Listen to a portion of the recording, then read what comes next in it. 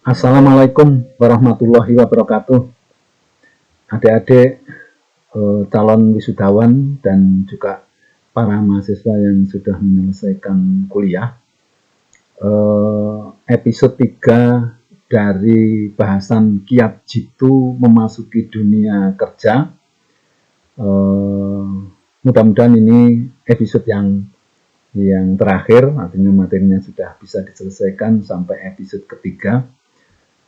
Tadi sudah saya sampaikan ke penjelasan dari episode 1 sama episode yang kedua.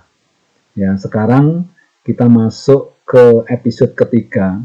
Kita akan banyak membahas bagaimana kalau kita sudah ada atau sudah masuk kerja. Kira-kira prinsip-prinsip atau hal-hal apa yang penting yang harus kita ketahui sebelum kita masuk betul-betul di dunia kerja. Baik, kita mulai. Setelah masuk kerja, artinya kita tes dan lain sebagainya sudah diterima. Sekarang kita mau masuk gitu, sudah diterima bekerja. Kemudian apa yang kira-kira kita pahami yang paling penting? Ya, jadi yang pertama itu saya mau menyampaikan hasil studi atau penelitian ya yang dilakukan beberapa universitas di luar negeri bahwa sukses di tempat kerja ya, sukses di tempat kerja itu yang pertama dipengaruhi oleh hard skills itu 20% saja. Artinya bahwa apa yang kita dapatkan di bangku kuliah, kemudian ilmu, pengetahuan itu nanti kontribusinya itu hanya 20% saja. Nah, ternyata nanti di tempat kerja itu yang 80% itu soft skill. Ya. Apa itu hard skill? Hard skill adalah keahlian ya, keterampilan di bidang teknis ya. Ya, yang banyak kita dapatkan di bangku kuliah itu. Tetapi, apa itu soft skill? Soft skill adalah satu kemampuan atau keterampilan mengelola diri sendiri, mengelola orang lain, dan mengelola spiritualitas. Ya, tadi sudah dijelaskan bagaimana kita membangun pondasi spiritualitas, ya, termasuk pemahaman hakikat kerja, bahwa kerja ini adalah ibadah dan lain sebagainya. Itu masuk soft skill, termasuk nanti kalau kita ini harus mengelola orang lain, anak buah, itu juga termasuk soft skill. Jadi nanti intinya begini ya, karena adik-adik kan belum masuk betul ya ke tempat kerja. Nanti kalau sudah kerja di tempat kerja itu katakanlah di 3 atau 5 tahun gitu, itu baru terasa bahwa sebetulnya yang dominan, yang terus-menerus dinilai atau yang bermanfaat itu 20% hard skill-nya. Jadi pengetahuan kita kuliah dulu 20% itu. Bukan saya mengecilkan, tetapi nanti betul-betul ya bahwa setelah bekerja itu soft skill yang pegang peran. Nah, soft skill itu dulu di tempat kuliah itu tidak banyak diberikan gitu. Nah, oleh karena itu saya berharap ya, dan mungkin juga menyarankan ya adik-adik harus menguasai soft skill itu apa gitu. Karena nanti 80% itu yang kontribusinya di sukses di tempat kerja itu adalah soft skill itu ya. Jadi saya jelaskan soft skill itu apa sih ya. Jadi bagaimana kita mengelola diri sendiri itu termasuk bagaimana kita mengelola hawa nafsu kita, niat-niat kita ya. Bagaimana kita mendorong ya kemauan kita ya. Bagaimana kita mengendalikan nafsu negatif. Nah, itu adalah soft skill. Jadi kemampuan untuk mengendalikan diri, yang mengendalikan amarah ya, mengendalikan rasa iri, dengki. Nah, itu soft skill. Kemudian mengelola orang lain ya, Itu apa kira-kira contohnya ya? Kalau yang jelas itu kalau kita sudah punya anak buah, ya sebetulnya kita belum punya anak buah pun juga harus mengelola orang lain, karena sukses di tempat kerja itu ada 3 orang yang harus kita kelola. Pertama adalah atasan kita, yang kedua adalah teman selevel kita, dan yang ketiga adalah anak buah kita. Dan kegiatan mengelola 3 macam orang ini itu adalah soft skill gitu. Ya, jadi leadership gitu ya, itu soft skill, bagaimana menggerakkan orang-orang di perusahaan atau teman-teman itu supaya bisa membantu seluruh kegiatan yang ada di perusahaan. Itu soft skill. Terus kemudian tadi ada yang ketiga, ini memang tambahan dari saya. Jadi kalau asli teori soft skill itu ya mengelola diri sendiri sama mengelola orang lain. Tetapi ini setelah saya cermati, justru yang dominan itu bagaimana kita mengelola spiritualitas. Karena kalau spiritualitas itu sudah bisa kita kelola dengan baik, maka 2 hal, mengelola diri sendiri maupun orang lain itu sangat mudah gitu loh. Sehingga menurut pemikiran saya bahwa kita harus bisa mengelola spiritualitas. Ya, saya ulangi pada episode yang kedua, apa itu spiritualitas? Spiritualitas adalah kemampuan ya kita ya dalam mengkaitkan seluruh kejadian-kejadian, seluruh nasib kita ya itu dengan keberadaan Allah ya. Jadi apa yang kita lakukan dan lain sebagainya itu selalu kita kaitkan dengan keberadaan Allah. Artinya apa? Artinya kita selalu berpikir setiap yang kita lakukan itu ya karena Allah, Allah yang mengawasi, nanti kita akan diberi balasan dan lain sebagainya. Gitu. Ya, jangan sampai kita ini keliru ya.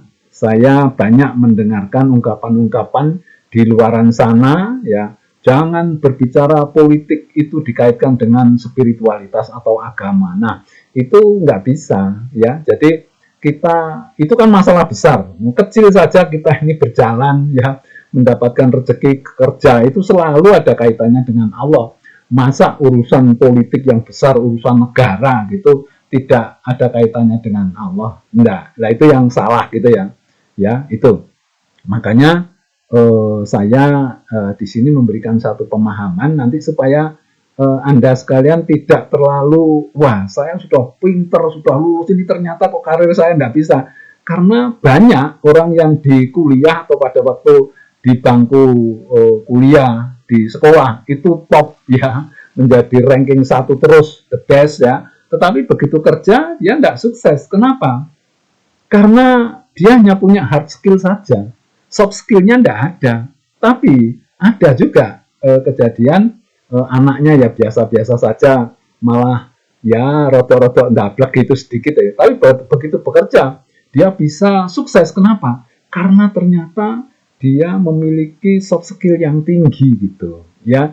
Jadi bagaimana dia harus bergaul dengan diri sendiri, bagaimana dia harus bergaul dengan orang lain, kemudian dia sadar bahwa ternyata semuanya ini akan bisa lancar kalau kita ini memiliki spiritualitas yang tinggi ya. Jadi intinya saya pahamkan ya bahwa di tempat kerja itu yang membuat sukses itu 80% soft skill ya, yang hard skill 20% ya. Sekarang saya mau bicara mengenai kinerja, karena ternyata di tempat kerja ini yang kita hasilkan itu kan kinerja itu. Nah, sekarang akan saya pahamkan dulu supaya nanti kita ini bisa kerja ini bisa tahu ya apa yang menyebabkan kinerja kita itu rendah, apa yang bisa menyebabkan kinerja kita ini tinggi ya. Yang dihargai dan dibayar itu ya, jadi kita sebagai karyawan, pegawai, yang dibayar itu adalah hasil kerja atau kinerja kita. Nah, ternyata kinerja ini adalah gabungan atau perkalian dari potensi dan motivasi. Jadi kalau secara matematik ya sebetulnya masih banyak ya unsur-unsur yang lain, tetapi saya ngambil yang besar, bahwa kinerja itu adalah gabungan ya hasil kali dari potensi yang kita miliki dikalikan dengan motivasi yang juga kita miliki. Jadi potensi kali motivasi itu adalah kinerja itu. Ya. Nah, apa itu potensi? Potensi yaitu kemampuan, keahlian, keterampilan atau skill yang kita miliki secara teknis, ya, secara teknis gitu. Contoh momennya saja kita kemampuan memiliki kemampuan berbahasa, terus keuangan, ya, terus kemudian marketing, ya, terus kemudian kita bisa secara teknik ya, teknik itu di bagian produksi kita ahli. Nah, itu namanya potensi. Jadi potensi itu satu kemampuan ya di dalam diri kita ya untuk melakukan pekerjaan, ya, kemampuan, keahlian, keterampilan, itu namanya potensi gitu ya. Kemudian kalau motivasi itu apa? Motivasi adalah kemauan, ya, semangat atau daya dorong kita dalam melakukan satu pekerjaan atau satu kegiatan. Ya, jadi kemauan, daya dorong kita untuk melakukan satu pekerjaan atau satu kegiatan. Itu namanya motivasi. Nah, saya ingin menunjukkan bagaimana hubungan antara potensi dan waktu. Jadi kalau potensi itu kan keterampilan, keahlian. Umpamanya saja di titik ini, ya mungkin kelihatan ya ada titik awal ini, kalau kita mulai bekerja, itu secara grafik itu potensi kita naik terus. Naik terus karena kita belajar, kita pengalaman terus naik gitu. Jadi ini umpamanya saja ini adalah kemampuan kita saat masuk kerja, kemudian setelah masuk kerja ini terus meningkat terus ya, sampai suatu saat ada penurunan kemampuan ya karena berkurangnya fungsi-fungsi organ kita. Katakanlah kalau orang Jawa bilang itu sudah mulai pikun gitu, ya sudah turun itu. Nah, di mana turunnya ini tergantung kepada kesehatan kita gitu ya. Bisa saja dia pensiun di sini tapi masih terus saja keahliannya, potensinya naik. Tapi pada suatu saat sudah mulai pikun, sering lupa, tidak bisa tubuhnya lah ini turun terus gitu. Nah, ini adalah potensi versus waktu. Nah, artinya apa? Di sini bisa kita lihat bahwa potensi itu terus naik, ya, terus naik, kemudian turun pada saat kita sudah mengalami degradasi kemampuan organ tubuh kita gitu. Kemudian kalau motivasi, nah ini motivasi PS waktu ini yang saya katakan motivasi itu menjadi sangat krusial itu ya, karena seperti ini. Jadi kita nanti tadi kan kinerja itu adalah potensi kali motivasi. Kalau sekarang potensinya ada di sini, wah itu bagus. Tapi begitu agak turun, nah berkurang juga kinerjanya. Ini naik lagi lah. Tetapi bisa saja kan motivasi itu turun terus sampai 0, sampai di bawah 0. Nah, ini berbeda dengan potensi. Jadi potensi itu tidak terkait dengan perasaan, tapi motivasi ini sangat erat kaitannya dengan perasaan, dengan hati kita gitu. Sehingga kalau pas kita senang ya, itu tinggi semangat kita kerja. Tapi begitu kecewa, ya karena sesuatu sebab itu di tempat kerja bisa hilang, bahkan bisa 0. Jadi kalau orang sudah ini naik kemudian turun ya, katakanlah ini umpamanya saja tahu temannya naik pangkat gitu yang satu level, wah ini turun gitu. Ini umpamanya saja habis dimarahi atau pangkatnya diturunkan sehingga dia kecewa betul sehingga motivasinya turun. Nah, yang bahaya itu adalah kalau sudah di bawah 0. Ya, ini katakanlah 0, titik 0 ini ya. Semangat kita ini bisa turun sampai 0. Kalau 0 itu sudah tidak mau kerja, tidak mau ini gitu ya. Tapi kalau yang namanya minus itu bukan kerja yang menghasilkan, tetapi justru yang mengganggu perusahaan. Jadi kita ini dibayar harusnya bekerja seperti ini motivasinya, tapi kalau motivasi kita ini turun sampai di bawah 0, justru kita jadi troublemaker. Nah, ini gambaran bahwa motivasi itu fluktuatif, naik turun, tergantung beberapa hal gitu ya. Jadi macam-macam ya kaitannya itu. Tetapi yang paling dominan itu adalah perasaan. hati kita gitu. Ya, apapun penyebabnya nanti di belakang saya jelaskan ya, bahwa motivasi ini sangat tergantung pada perasaan. Ini saya kasih gambaran contoh ya, contoh ekstrim ini. Seseorang diangkat jadi pegawai, ya ini semangatnya masih tinggi. Tahu temannya naik pangkat, drop, ya ini terus mulai agak sadar lagi. Nah, ini katakanlah dimarahi oleh atasannya, ya dibenci atasannya. Nah, ini baru aja meningkat, turun lagi. Nah, ini lumayan mendapatkan perhatian, tapi ya naik turun gitu. Berat gitu turun ya. Sebentar naik ya, terus turun lagi lah. Nah, biasanya orang kalau sudah mau pensiun, ini katakan pensiunnya di sini ya. Ini semangatnya jadi kendor semua ini karena mau kurang 2 tahun pensiun ya sudah tidak ada semangat. Nah, padahal yang namanya potensi itu tadi kan terus naik gitu. Harusnya pada saat dia mau pensiun itu potensinya besar. Jadi kalau dia memiliki semangat yang tinggi, waduh, luar biasa itu kinerjanya. Tetapi seringkali yang kita lihat orang kalau sudah mau pensiun gitu semangatnya sudah kendor sekali gitu. Nah, inilah yang namanya motivasi ya. Jadi berbeda dengan potensi tadi itu. Nah, bagaimana cara meningkatkan potensi? Jadi pada saat kita masuk kerja itu kan hanya berdasarkan ilmu yang kita dapatkan di kuliah, di bangku kuliah atau sekolah ya. Tetapi begitu kita kerja itu kan kalau bisa cepat juga naik ya potensi ini. Potensi akan kemampuan. Nah, ini pengalaman saya menggunakan konsep yang namanya konsep WTS. Apa itu konsep WTS itu? Jadi pada saat kita bekerja itu kita harus berperan sebagai WTS ini. Ya, jadi peran kita 3 ini WTS ini. Apa itu WTS? Ya, jadi W-nya itu worker, T-nya teacher, dan S-nya student.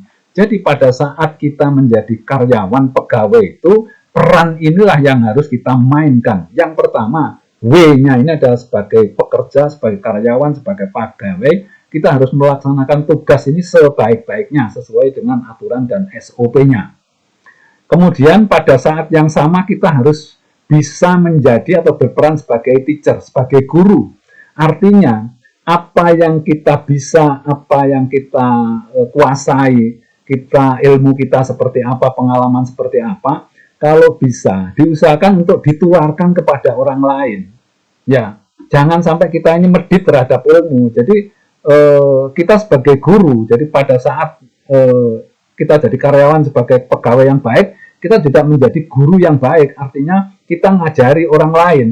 Orang lain siapa? Bisa saja atasannya, bisa saja temannya, bisa saja bawahannya gitu. Terutama bawahan ini harus dikasih ilmu, dikasih diajari gitu. Ya, jadi 2 peran sudah kita lakukan secara simultan.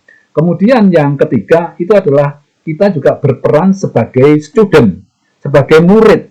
Jadi pada saat yang sama kita sebagai karyawan, kita juga harus sebagai murid. Murid yang baik itu seperti apa? Ya belajar terus. Ya belajar kepada siapa? Kepada atasannya, kepada temannya, kepada bawahannya kalau perlu begitu. Jadi kalau kita ini coba bayangkan, kalau kita sebagai karyawan berperan sebagai pekerja atau sebagai karyawan yang baik mengerjakan sesuatu sesuai dengan aturan dan SOP, pada saat yang sama kita juga menjadi guru, artinya mengajari atau memberikan ilmu kepada orang lain di tempat kerja itu, ya kita akan tambah. Jadi kalau ilmu itu diberikan kepada orang lain itu bukan berkurang, tetapi tambah tambah mancep gitu ya, tambah ilmu kita gitu ya. Kemudian pada saat yang sama kita juga menjadi student. Jadi di tempat kerja itu kita juga banyak belajar dari kepada orang lain. Kepada siapa? Kepada atasan, kepada teman, kepada bawahan kalau perlu. Karena bawahan pun juga yang sudah pengalaman, ya, yang sudah lama bekerja, kita perlu belajar kepada mereka gitu. Jadi kalau konsep ini dilakukan, maka potensi kita akan naik secara signifikan gitu ya. Ini untuk meningkatkan potensi. Saya katakan potensi itu tidak terpengaruh dengan perasaan. Jadi maksudnya potensi kita, kepintaran kita, itu suasana hati kita seperti apapun masih tetap pinter. Saya ngasih gambaran kalau kita ini pinter komputer, ya dimarahi oleh atasan pun kita masih pintar komputer gitu ya. Nanti berbeda dengan motivasi. Kalau motivasi itu terkait dengan perasaan, begitu tadinya semangatnya tinggi, begitu dimarahi oleh atasan ya itu langsung drop semangatnya, motivasinya turun. Nah itu ya yang sulit untuk dikelola itu kan karena terkait dengan perasaan itu. Tapi kalau potensi enggak, sekarang pinter komputer dimarahi, kemudian besok masih pinter gitu loh. Ya tidak demikian dengan motivasi. Begitu sekarang motivasinya tinggi, kemudian dimarahi, besok itu langsung drop gitu semangatnya itu. Ya langsung turun gitu. Ya ini bedanya gitu. Nah sekarang bagaimana membangun motivasi? Ini saya khususkan untuk saya sampaikan pada materi ini karena ini penting dan jarang diberikan kepada ini para pegawai. Kalau toh diberikan itu biasanya ya teori-teori. Kalau ini kan sesuatu yang menurut saya praktek ya, praktek di lapangan yang saya cermati ya. Motivasi itu ada dua model menurut hemat saya gitu. Jadi saya ini membagi dua model aja. Kalau teorinya motivasi itu luar biasa itu. Kalau jenengan belajar teorinya, waduh, ya satu semester sendiri nggak cukup itu teori motivasi toh. Tapi di sini saya berdasarkan praktek saja, ya di lapangan bahwa motivasi itu supaya sederhana saya bagi dua saja, ya. Yang pertama motivasi dari luar, artinya dari luar diri kita, kemudian motivasi dari dalam, ya itu dari dalam diri kita. Nah ini saya gambarkan. Kalau kita ini diri kita nih yang merah ini, maka motivasi dari luar itu ada hal-hal yang dari luar yang mempengaruhi ya, sehingga kita ini semangat kita ini baru muncul atau hilang karena dipengaruhi dari hal-hal dari luar diri kita ya. Itu yang dimaksud motivasi dari luar, semangat kerja ya yang dipengaruhi hal-hal dari luar gitu. Nah nanti contohnya apa ya, mungkin di sini motivasi dari luar itu apa saja kira-kira. Saya kasih contoh 3, yaitu reward and punishment. Itu kan dari luar diri kita. Jadi kita ini semangat ya, itu kalau ada reward atau kita mau kerja semangat karena takut dikasih sanksi gitu ya. Itu sistem reward and punishment itu memang banyak diimplementasikan di perusahaan-perusahaan ya. Tapi ini harus hati-hati karena orang hanya tertarik motivasinya muncul atau meningkat karena adanya reward and punishment. Yang kedua itu pengaruh kepemimpinan ya. Jadi pemimpin, atasan atau mandor atau supervisor ya itu sangat mempengaruhi motivasi bawahannya gitu loh. Ternyata kita ini begini, jadi ada ilustrasi. Ada seseorang karyawan itu kok belakangan ini malas sekali gitu. Terus ditanya, Mas, kamu belakangan ini kok malas sekali ya, kerjanya nggak serius, nganggur-nganggur seperti ini. Kenapa sih? Jawabannya apa? Pak, ini pemimpin yang baru, bos saya yang baru ini aduh Pak, nggak baik gitu. Jadi perilakunya kurang menyenangkan sehingga saya males gitu. Nah, kapan hari kok semangatnya tinggi itu? Ya, sebelum pemimpin iya. Kalau pemimpin yang dulu itu, waduh luar biasa Pak itu. Orangnya baik, kemudian perilakunya baik. Saya senang sekali, jadi saya semangat gitu lah. Ini namanya karyawan itu dipengaruhi oleh kepemimpinan gitu loh. Jadi ini dari luar diri kita. Karena apa? Ternyata motivasi saya dipengaruhi oleh pemimpin gitu lah. Lah kan tergantung pemimpin. Kalau pemimpinnya baik, semangatnya tinggi. Kalau pemimpinnya jelek, semangatnya rendah. Nah, oleh karena itu kalau kita kebetulan jadi pemimpin, itu harus memiliki perilaku yang baik gitu. Jadi banyak buku-buku saya yang membahas mengenai leadership atau kepemimpinan itu. Ya, suatu saat nanti kita bahas itu. Kemudian yang ketiga, motivasi dari luar itu juga dipengaruhi oleh aturan dan budaya ya. Jadi aturan dan budaya yang ada di perusahaan ini artinya di luar diri kita ya. Hal-hal ini yang dinamakan pengaruh dari luar. Apakah ini jelek? Sistem ini enggak. Ya, cuma kalau nanti itu ini tok, ya, artinya cuma motivasi dari luar tok, ini bahaya gitu loh. Jadi, ya kalau perusahaan itu selalu mendapatkan selalu melaksanakan adanya reward itu ya bagus. Tapi kalau rewardnya enggak ada umpamanya saja. Terus pemimpin, ya kalau pemimpin baik, kalau pemimpinnya nggak baik terus kan terpengaruh. Nah, oleh karena itu tadi ya motivasi nanti akan dipengaruhi oleh ini spiritualitas tadi itu. Jadi pengawas kita itu bukan siapa-siapa, bukan atasan, tetapi Allah. Terus kemudian kita ini bekerja, ya rezeki ini dari Allah, bukan dari atasan, bukan dari perusahaan, hakikatnya begitu. Jadi tetap kita bekerja ini dengan baik kalau sudah ada pondasi spiritualitas tadi. Jadi ada reward atau tidak ada ya tetap bekerja dengan baik.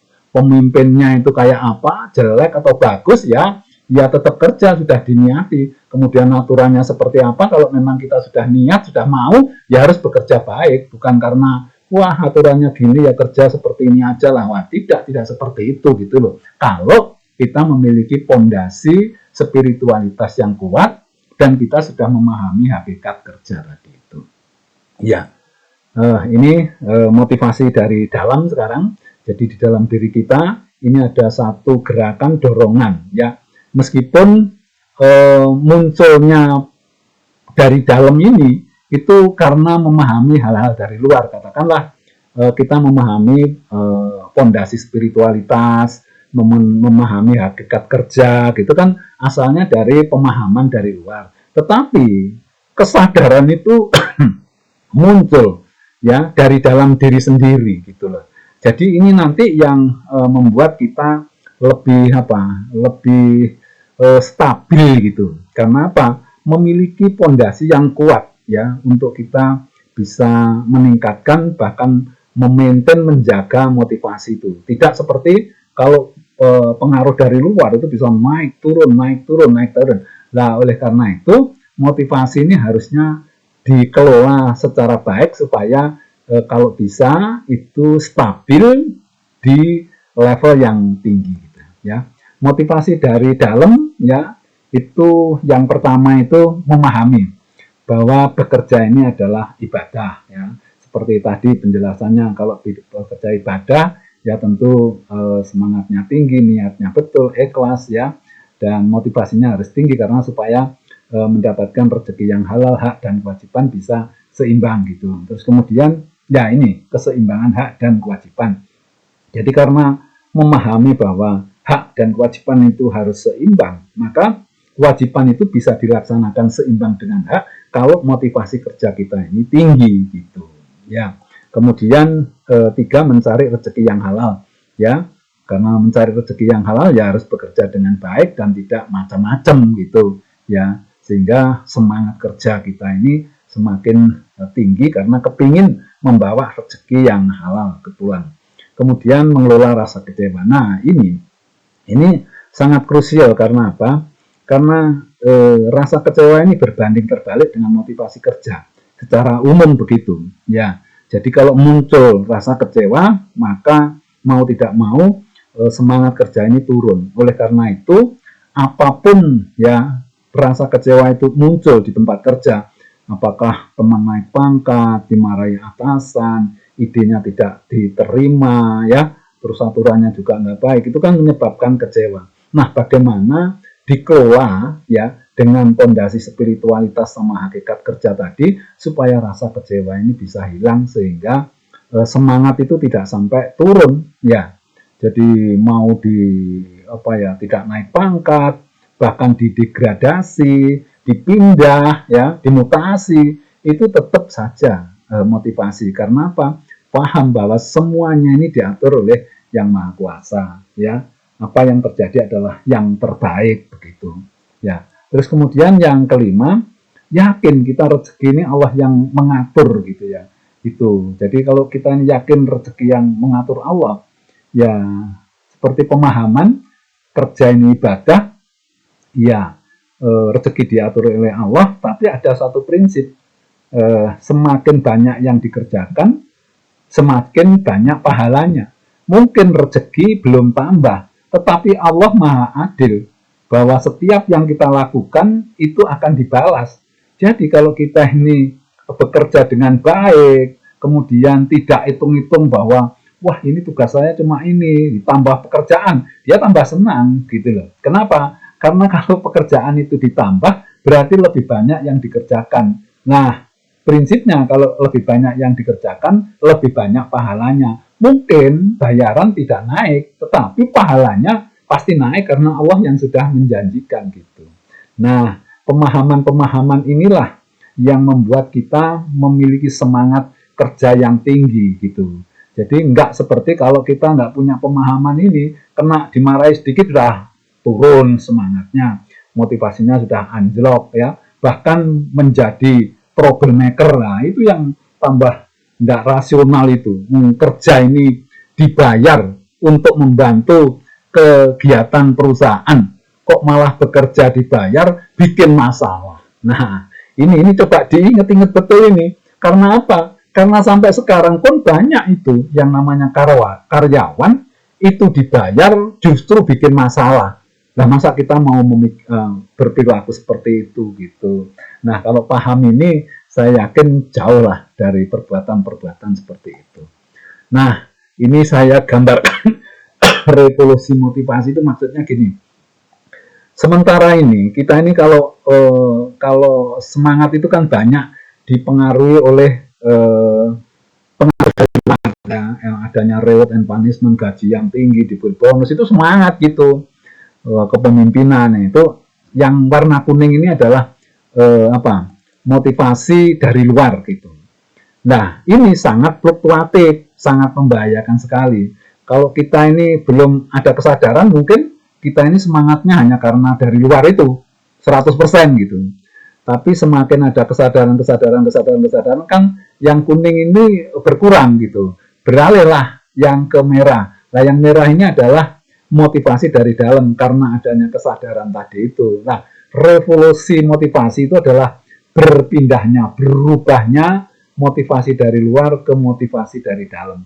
Jadi nanti kalau kita ini motivasi kita ini dari luar ke dalam ini bisa pindah, ya nggak bisa lah seperti ini ideal, tapi mungkin tempatnya di sini.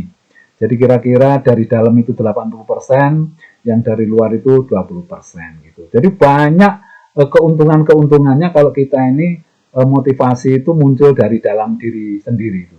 Kerja lebih ringan karena ikhlas, kemudian dicatat sebagai ibadah gitu ya, dan kita ada kemungkinan besar prestasi kita dinilai baik karena kerja dengan sungguhan.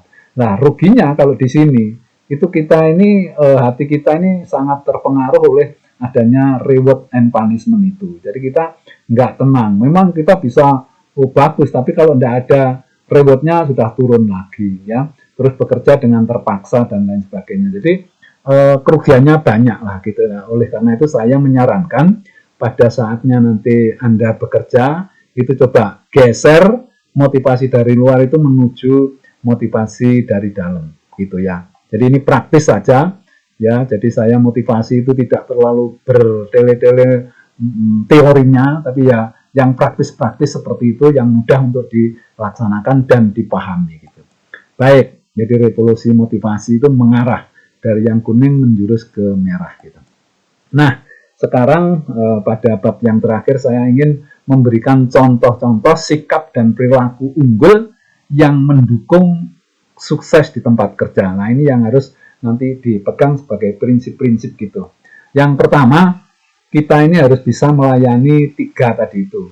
1 bawahan, teman, dan atasan. Jadi di tempat kerja ini kita ini pasti sebagian besar punya 3 orang ini, ya bawahan, teman, sama atasan. Nah, bagaimana kita bisa melayani mereka gitu ya, dengan atasan juga baik, dengan teman baik, dengan bawahan apalagi gitu ya.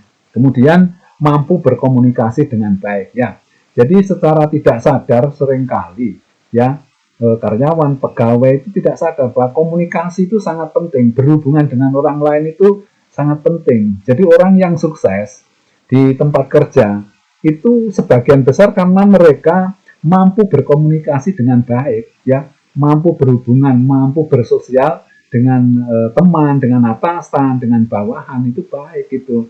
Nah, ini biasanya orang-orang yang ya memiliki apa ya, memiliki kemampuan berkomunikasi gitu. Nah, biasanya nun sewu, mohon maaf ini ya, orang pinter itu waktu sekolah itu biasanya komunikasinya jelek karena apa? Dia berpikir bahwa orang lain itu bodoh semua gitu loh. Jadi sampai kerja pun begitu, jadi komunikasinya tidak baik. Makanya banyak ya orang yang pada waktu sekolah itu menjadi the best, tapi kerja itu tidak sukses. Karena apa? Karena soft skillnya dia rendah. Memang hard skillnya bagus. Sementara ternyata di tempat kerja, hard skill itu perannya cuma 20%. Ya, sementara soft skill itu 80% gitu. Ya. Kemudian kita suka bekerja sama dengan orang lain. Jadi di tempat kerja kita tidak mungkin bekerja sendiri, ya harus bekerja dengan orang lain. Kalau intern perusahaan harus dengan teman, dengan atasan, dengan bawahan, kita harus bisa bekerja sama. Nah, kalau dengan pihak ekstern kita harus pandai-pandai bekerja sama dengan mitra, ya mitra kerja kita, ya dengan pemerintah dan lain sebagainya.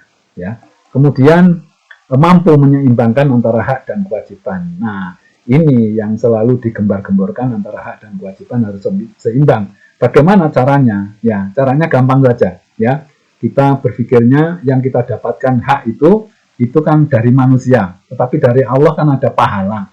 Kemudian kewajiban itu kita sendiri yang melaksanakan gitu. Artinya kalau hak itu ada dua dari manusia, ya rezeki, mohon maaf bukan rezeki, bayaran gitu, kita anggap bahwa itu bayaran dari perusahaan, kemudian yang pahala dari Allah. Kewajibannya apa yang kita lakukan, padahal kita ini double-double dapatnya, pahala juga dapat, hak juga dapat. Supaya ini seimbang, ya kuncinya hanya satu, ya maksimalkan potensi, maksimalkan motivasi, ya. Kemudian juga kita tingkatkan potensi. Jadi potensi sama motivasi harus ditingkatkan semaksimal mungkin. Itu caranya untuk menyeimbangkan antara hak dan kewajiban. Kemudian yang berikutnya, perilaku berikutnya yang mendukung sukses itu tidak mau menerima yang bukan haknya. Nah, ini justru banyak dilakukan itu ya. Dan ini terasa aneh kalau gambar ini. Ini ada orang, ini tanda terima kasih untuk Bapak. Maaf, ini bukan hak saya. Nah, ini bagus sekali gitu loh kalau bisa seperti ini gitu ya. Jadi kita hanya menerima yang halal saja. Kemudian tidak mau melakukan KKN, ya korupsi, kolusi, nepotisme, ya tentu ini hal-hal negatif yang harus kita hindari gitu. Kemudian kita memiliki komitmen dan integritas yang tinggi, ya. Jadi komitmen itu apa ya, selalu kita pegang, integritas ya terutama kejujuran, ya. Kemudian kita konsisten dan lain sebagainya. Jadi integritas itu kalau perlu memang nanti ada materi tersendiri, ya bagaimana mengelola atau meningkatkan integritas dan komitmen gitu ya. Tapi intinya bahwa integritas itu orangnya jujur, amanah ya, dan juga pegang komitmen yang tinggi. Kemudian disiplin yang tinggi ya. Jadi kita ini dalam bekerja itu harus memiliki disiplin yang tinggi. Terutama yang kelihatan betul itu adalah disiplin waktu ya, waktu. Yang kemudian disiplin anggaran, disiplin biaya, perencanaan, ya itu harus disiplin juga. Intinya disiplin itu melaksanakan satu kegiatan sesuai dengan rencana dan aturan, baik itu terpaksa maupun dengan kesadaran. Tetapi kalau bisa, disiplin itu dilaksanakan karena kesadaran, bukan karena terpaksa, gitu ya. Tetapi sama-sama disiplin, jadi terpaksa atau kesadaran itu kalau mengikuti aturan itu namanya disiplin, ya. Yang baik adalah disiplin karena kesadaran. Kemudian memiliki tanggung jawab besar, ya. Jadi kita ini dibayar karena tanggung jawab, ya dibayar mahal itu karena tanggung jawab kita. Kalau otak itu malah masih nomor 2, jadi staf, pemikir, analis apa itu kan menggunakan otak itu bayarannya masih kalah dengan manajer ya pimpinan itu. Karena apa? Pimpinan itu tanggung jawab besar. Nah, kita kalau sebagai karyawan apapun levelnya tetap harus memiliki tanggung jawab yang besar. Karena yang digaji sebagian besar itu adalah karena tanggung jawab kita. Kemudian kita selalu mendahulukan kepentingan organisasi atau perusahaan, ya. Kalau kita ini prinsipnya ini gini, kalau kita ini mendahulukan kepentingan perusahaan, organisasi, itu hak itu atau kepentingan pribadi itu akan mengikuti gitu, ya. Jangan sampai dibalik, kepentingan pribadi dulu, nah kepentingan perusahaan pasti ini apa kedodoran gitu, ya. Jadi kita dahulukan kepentingan organisasi atau perusahaan, baru kepentingan pribadi nanti akan mengikuti, ya, mengikuti. Kemudian yang berikutnya adalah kita selalu masang target yang menantang di dalam bekerja. Jadi apa saja yang kita kerjakan itu kita harus pasang target, ya. Supaya apa? Supaya sikap dan perilaku cara kerja kita itu dipengaruhi atau didorong, ya, atau dikawal oleh target itu. Karena kalau kita bekerja melakukan kegiatan tidak ada target, maka bisa seenaknya saja karena nggak ada target, ya. Tapi begitu ada target, nah perilaku kita akan dikawal, akan didorong oleh target itu. Nah, tetapi yang perlu diingat, target itu jangan terlalu tinggi yang tidak bisa dipenuhi, karena target yang terlalu tinggi itu justru malah menyebabkan demotivasi. Kemudian saling tukar-menukar informasi, ya. Jadi bagaimanapun di tempat kerja kita tidak bisa bekerja sendirian, ya. Terus kemudian kita perlu selalu meningkatkan kemampuan kita, ya. Kemudian kita selalu bekerja sama dengan orang lain. Nah, oleh karena itu kita harus memiliki prinsip bahwa kita harus saling tukar-menukar informasi untuk memperlancar pekerjaan kita. Ini. Kemudian, nah ini harus kita ini untuk meningkatkan potensi, ini harus rajin membaca dan belajar. Nah, karena di zaman sekarang zaman medsos, ya kita harus rajin-rajin membaca medsos, karena di medsos itu banyak ilmu-ilmu yang kita bisa belajar di situ. Ya kita harus bisa memilah-milah mana informasi di medsos yang negatif, mana yang positif. Tapi intinya bahwa orang yang mau maju bisa meningkatkan potensi itu banyak membaca dan belajar. Belajar bisa lewat buku, bisa lewat orang lain, artinya melihat pengalaman orang lain. Ya. Kemudian kita selalu berpikir positif, karena kalau kita berpikir positif itu bisa menenteramkan hati kita, ya. Kalau bekerja itu hatinya gundah gulana, stres, kecewa, wah itu semangatnya pasti kedodoran juga gitu. Oleh karena itu kita harus selalu ya berpikir positif. Kemudian yang penting lagi adalah kita mempunyai prinsip win-win solution. Jadi setiap ada masalah itu harus diselesaikan secara win-win solution, ya. Jadi kira-kira itu, tapi masih ada ini, ya. Jujur dan dapat dipercaya. Kemudian apa itu? Satunya kata dengan perbuatan, bekerja tanpa diawasi, ini termasuk integritas.